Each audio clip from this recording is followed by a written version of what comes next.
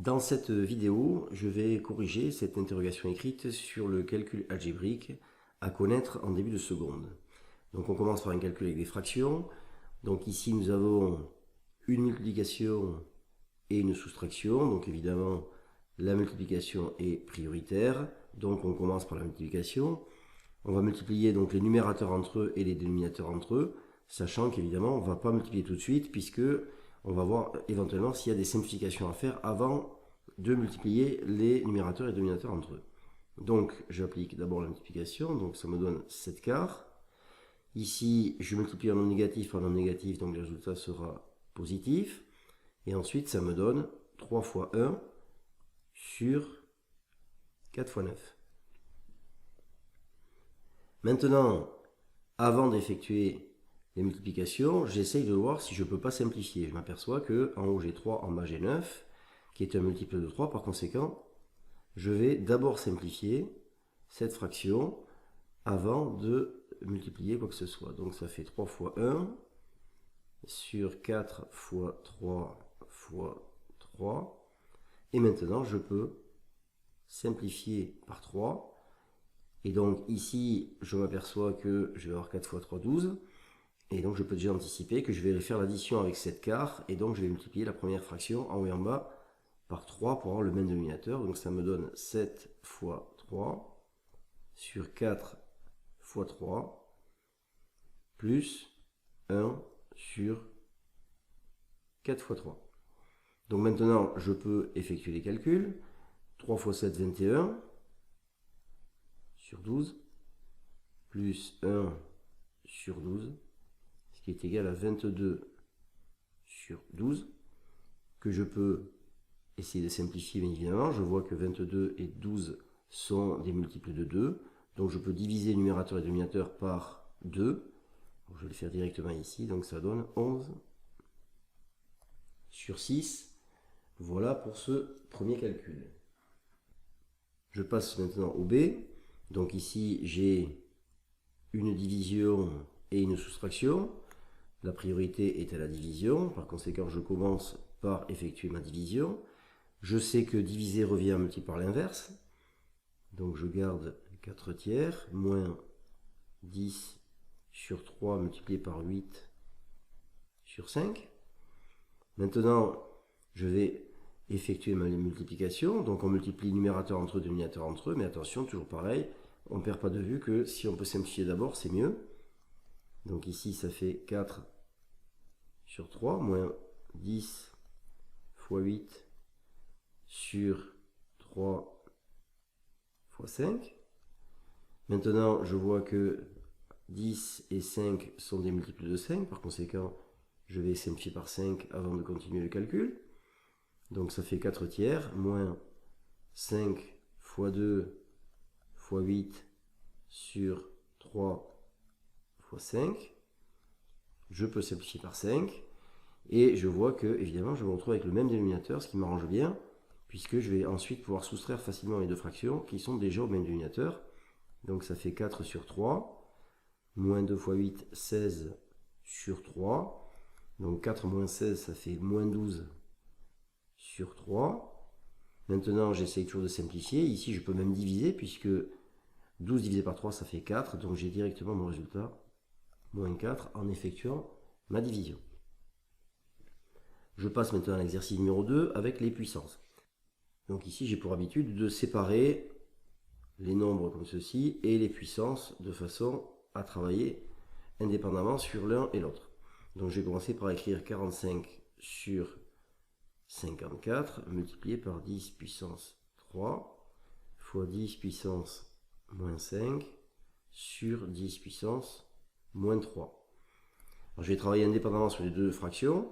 Donc ici j'ai envie de simplifier. Donc 45 et 54 sont des multiples de 9.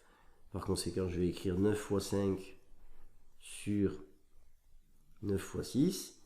Et ici, je vais commencer à appliquer mes formules des puissances. Donc je sais que 10 puissance 3 fois 10 puissance moins 5, ça fait 10 puissance 3 plus moins 5, puisqu'on ajoute des exposants quand on a le même nombre. Donc ici, ça fait 10 puissance 3 moins 5 sur 10 puissance moins 3. Maintenant, je simplifie par 9, il me reste 5 sixièmes. Et ici, ça me fait fois 10 puissance moins 2 sur 10 puissance moins 3. Maintenant, je vais soustraire les exposants, puisque 10 puissance moins 2 sur 10 puissance moins 3, ça fait 10 puissance moins 2 moins moins 3. Donc ça fait 5 sur 6, fois 10 puissance moins 2 moins moins 3. Donc ici, ça fait moins 2 moins moins 3, ça fait moins 2 plus 3. Moins 2 plus 3, ça fait 1. Donc ça fait 5 sur 6 fois 10. Donc ici maintenant pour effectuer la multiplication, je me rappelle qu'on multiplie le numérateur entre eux, le dénominateur entre eux. Ici il n'y a pas de dénominateur, donc c'est que le dénominateur en bas c'est 1, ici sous 10. Par conséquent je peux terminer. Alors évidemment, toujours pareil, je vois que je vais pouvoir simplifier par 2. Donc j'écris que ça fait 5 fois 2 sur 3 fois 2 fois 1. Je simplifie par 2 et maintenant je peux effectuer mes multiplications. Donc ça fait 25 sur 3. Alors je passe au deuxième calcul. Donc ici, je vais également séparer les puissances de 10 avec le reste. Mais vous voyez qu'ici, j'ai ce 2 qui est pris dans ma puissance ici. Donc je vais commencer par m'occuper de ça. Et ensuite, je ferai comme tout à l'heure.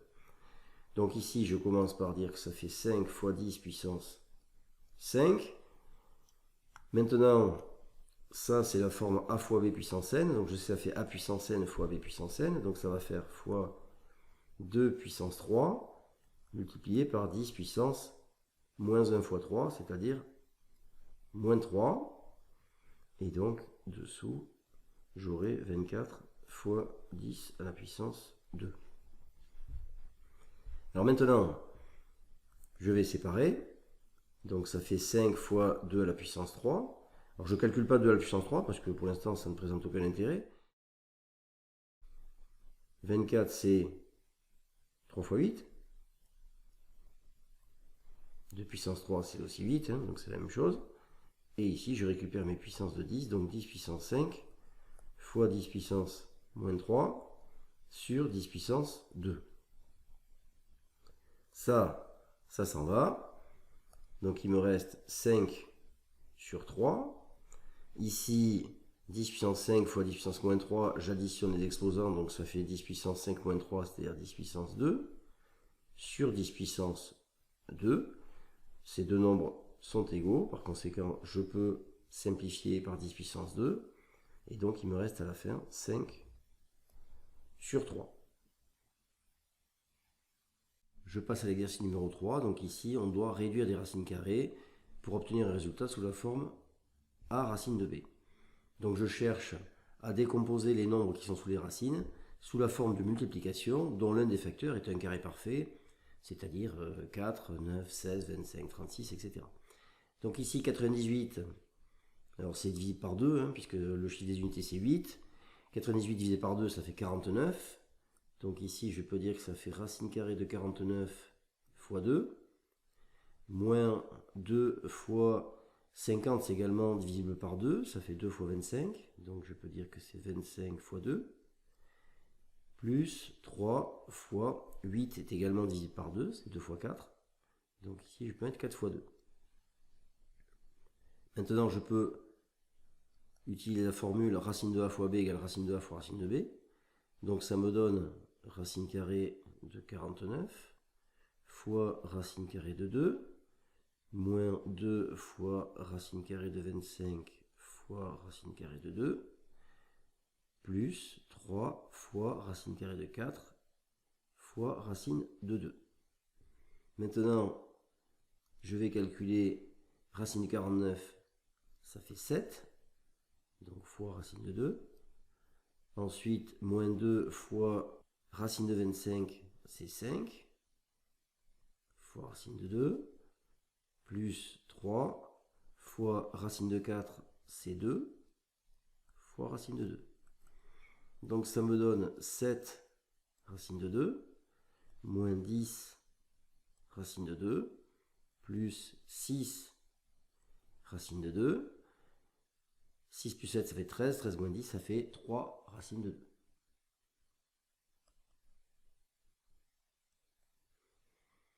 je passe au f.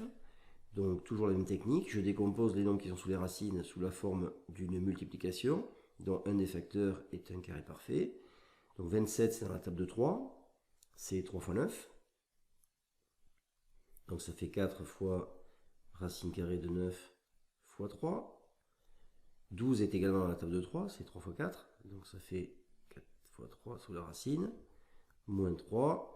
Alors ici 48, eh bien on sait qu'à la fin on doit obtenir a racine de b, hein, comme ceci.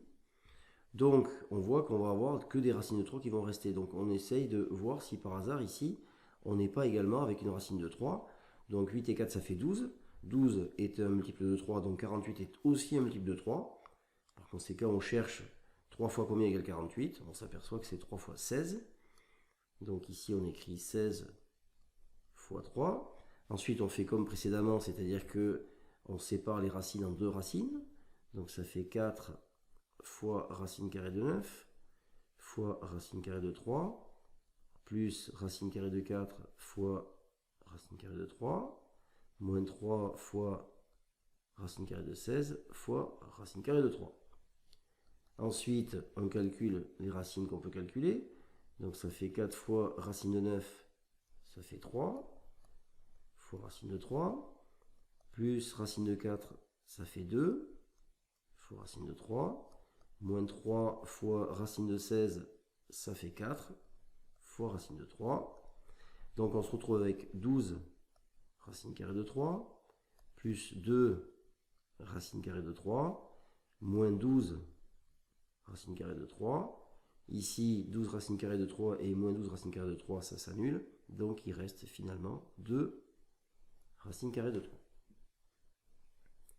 On passe maintenant à l'exercice numéro 4. Donc ici, on veut une valeur approchée de 4 tiers à 3 décimales. Donc d'abord, il nous faut calculer approximativement combien fait 4 tiers. Donc si je fais 4 divisé par 3, il y va une fois, il reste 1, j'abaisse 0, je mets la virgule. Dans 10 combien fois 3, 3. 3 fois 3, 9. Au T de 10, il reste 1, j'abaisse 0, dans 10, etc. Et donc on voit ici que on va trouver 1,3333, etc. Donc on va l'encadrer à 3 décimales. Donc ici, on va prendre la valeur tronquée. Hein, donc ici, on peut continuer. Hein, ça ferait comme ceci. Donc 3 décimales, on se rappelle que comme c'est un nombre positif, la valeur inférieure, ce sera la troncature de ce nombre à 3 chiffres et la virgule. Donc on va mettre que 1,333 est plus petit que 4 tiers. Et ensuite, pour avoir le majorant, on va ajouter au minorant, c'est-à-dire 1,3333, on va ajouter 0,001, c'est-à-dire ici 1 à la dernière décimale, donc ça donne 1,334. Voilà, donc 4 tiers est compris entre 1,333 et 1,334. Alors maintenant, on veut encadrer cette fois-ci 4 tiers avec donc des nombres décimaux à 10-2 près. Donc 10-2 près, ça veut dire avec 2 décimales. Donc on peut refaire la même technique. Simplement, cette fois-ci, on va tronquer après 2 chiffres après la virgule. Donc ça fera 1,33 cette fois-ci. Inférieur ou égal à 4 tiers. On va rajouter ici 0,01. Donc ça fera 1,34. Donc voilà nos deux encadrements de 4 tiers avec 3 décimales ou 2 décimales, c'est-à-dire 10-3 ou 10-2.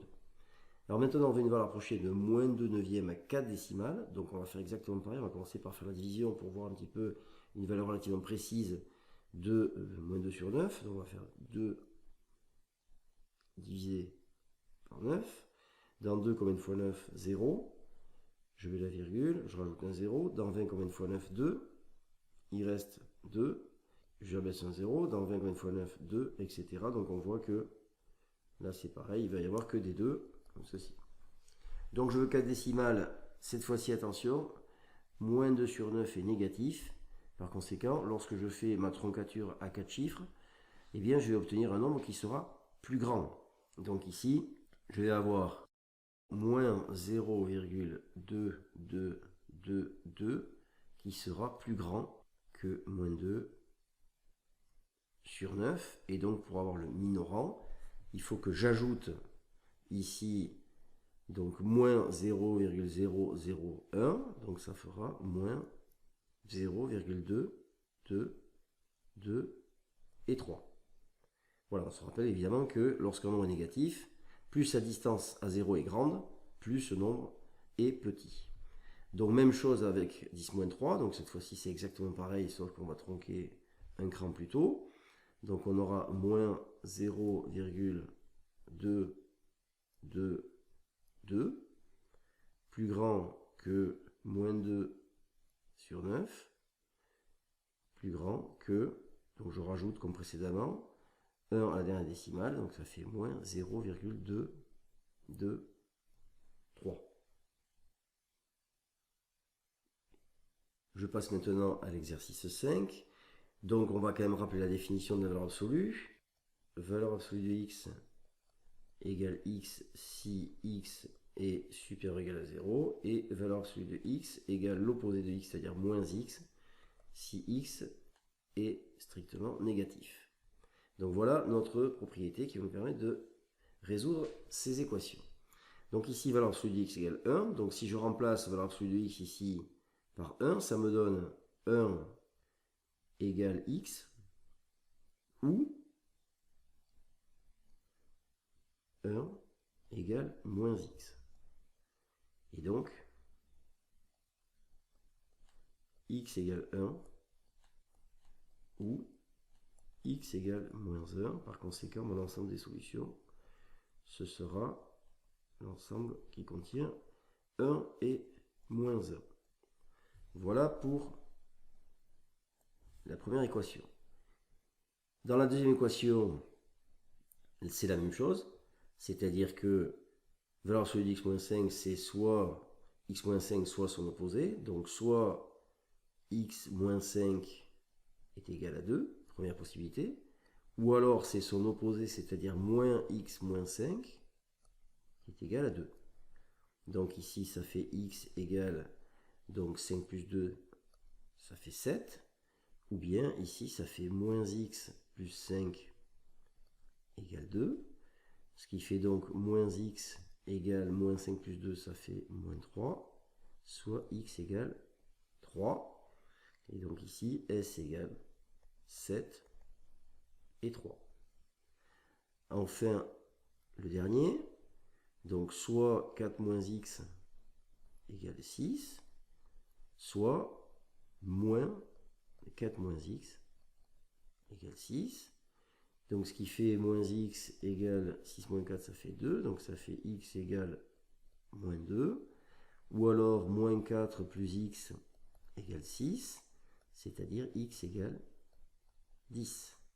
Donc s égale moins 2, 10. On passe maintenant à l'exercice numéro 6. Donc ici, il s'agit de travailler avec des intervalles et des inégalités. Donc on commence, on a x qui appartient à l'intervalle ouvert moins 3 fermé en moins 1. Et donc on veut savoir un encadrement de x. Donc ça veut dire que moins 3 sera strictement plus petit que x. Et x sera inférieur ou égal à moins 1. Alors ici, donc x strictement inférieur à 3. Donc ça veut dire que x appartient à moins l'infini, puisqu'il peut être aussi petit qu'on veut. Et il doit aller jusqu'à 3 au maximum. Et comme c'est strictement inférieur, ici je mettrai l'intervalle ouvert. Enfin le dernier, soit x est strictement plus grand que 5, soit x est inférieur ou égal à moins 1. Donc on va commencer évidemment dans l'ordre croissant par x inférieur ou égal à moins 1, ce qui signifie que x est entre moins l'infini et moins 1, fermé en moins 1 puisque c'est inférieur ou égal. Et ensuite on s'occupe de celui-là, donc union, x strictement plus grand que 5, ça veut dire que ici on a un intervalle ouvert en 5 jusqu'à plus l'infini, où l'intervalle est également ouvert puisque on a toujours des intervalles ouverts à l'infini. Voilà pour le corrigé de cette interrogation.